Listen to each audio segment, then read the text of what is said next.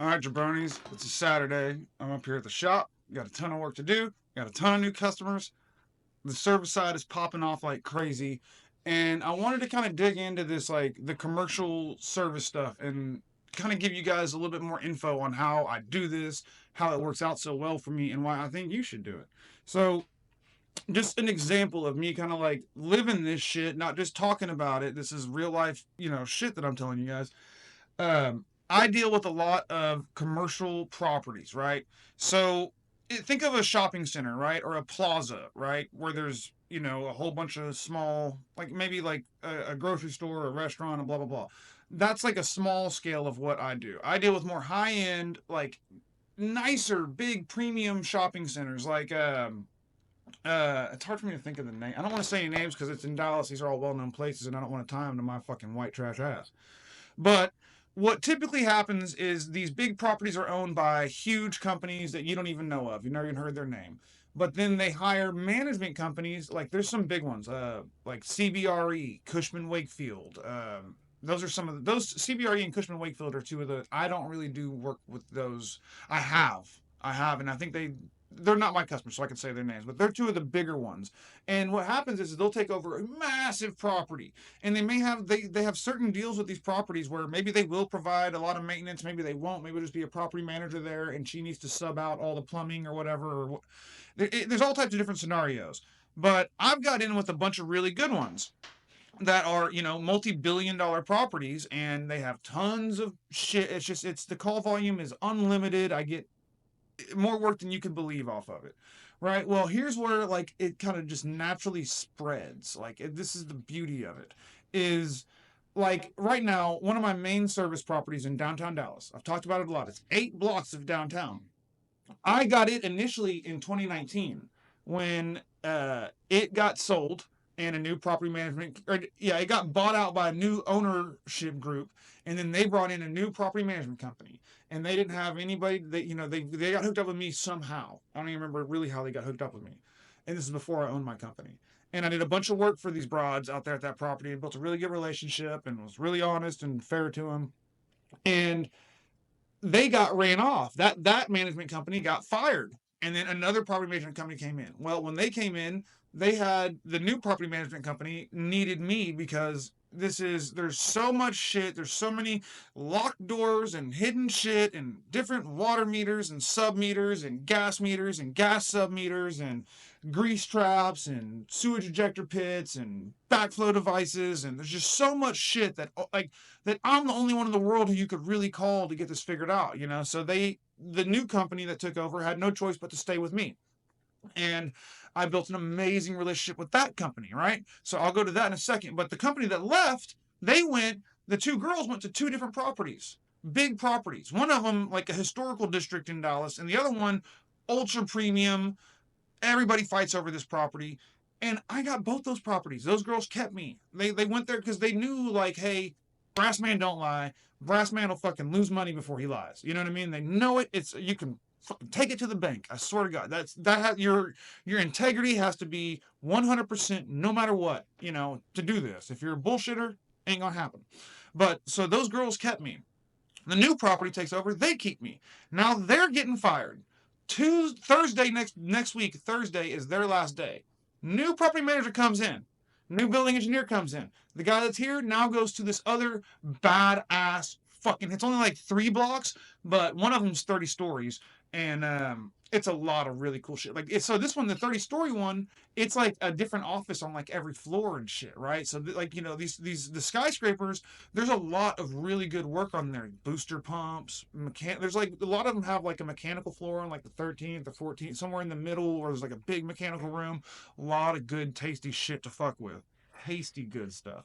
And they're obviously like the guy that's going over there is going camping with me in October. He's one of my really good buddies. Every time he sees me, Corey, where you been? And my buddy, dude. And he's taking me with him. And I'm meeting with the new property guys that are coming to take over this place. So this will be my third property management company at this property. And then guess what? This new one, just like the other ones that have been there, it's creeped out, right? So I've got like 3 other property management companies I deal with that have multiple like kind of smaller properties because I take care of the flagships. These are like the flagship properties. These are multi-billion-dollar properties. But there's all types of ancillary shit, right? And then like my buddy Lester was talking to his neighbor who works for Cushman Wakefield, who I haven't done a lot of work for. I don't believe I've done work for. I kind of have done work sorta in some properties they take care of by proxy, but not directly with Cushman Wakefield. But my buddy Lester was talking to his mom's neighbor and just kind of was telling him my whole story and shit. I think I was like, wait, like Dyson Plumbing? He's like, oh, I've heard of them. He's like, their name's going around. Like, like Cushman Wakefield is like, considered using them. He's like, we know they're like going around the property management game. And I was like, this shit's working, right? And like, guys, the success that we've had has been unreal, man. I mean, unreal. Like it's effed me up. Like I shouldn't do this, but I'm gonna. Like I get checks like that, like on a regular basis, dude. Like on a regular basis. And then there's like always like 20, 30 grand coming in from fucking service every week or better. Um, and I didn't have to market to anybody. I don't have to. We have zero gimmicks, right? Like my guys ain't sold shit. Ain't sold shit. And I've just explained to y'all how like I've acquired class A properties by being honest, available, and really caring about these people. So, and again, like if you want to provide service to these customers, what is customer service? Customer service is straight up like making their problem your problem. Okay, that's what it is. Your opinion on the issue is the customer's opinion on the issue. Like you don't have one. Genuinely don't have one because it doesn't matter. Like there have been so many situations where I've had customers who they think something is a major issue, and to me personally, I don't think it's a big issue. I don't think it matters, right? But I don't care. I don't have an opinion on their problem. If it's me, that's not a problem, but it's not me, it's them. So I am like the reason people like just dig their claws into me and don't let go of me is because whenever they tell me they have a problem, I'm a fucking big bro. I step up like I'm handling this. Like I got this for you, and that's my problem now. And they feel like, oh, thank God, I got someone here that is this problem is gonna go away. He gets it. That's all it is, guys. Is just making is like think about it. Whenever you're in a difficult situation and you get great service, it's because the guy's like, oh my God, this fucking sucks. I got this. Watch, I'm gonna take care of this problem. I understand why this sucks for you, and I'm gonna knock it out. Watch and do and deliver, and then never cheat. Be if you're too cheap, you can't get it. I have seen people lose contracts for being too cheap. By the way, you have to be priced right. You just have to be priced right. Like not Jared Williams, who, by the way, mother bitch.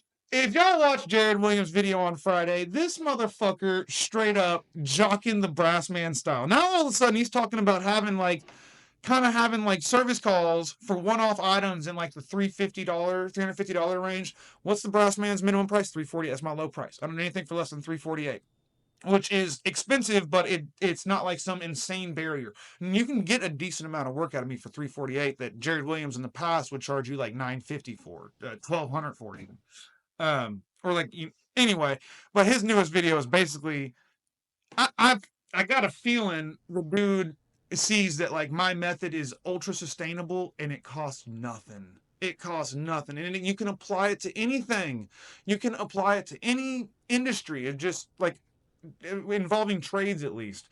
It just the building relationships, wholesaling that shit to like where make it make sense. You know what I mean? Make the shit make sense to people. I have had literally zero buyer's remorse this whole time I've ran this company. I have had no one call me and like bicker with me, but yeah, you were only here 30 minutes or this blah blah blah. Like all the pricing I've given out has made sense. And I charge like I recently this new guy I hired that's a fucking boss. He got a hold of a price book for one of the largest service companies in Dallas. Like really big, like one of the biggest service. It's not like this is hard to get a hold of, right? They've got fucking 50 fucking plumbing service techs out there.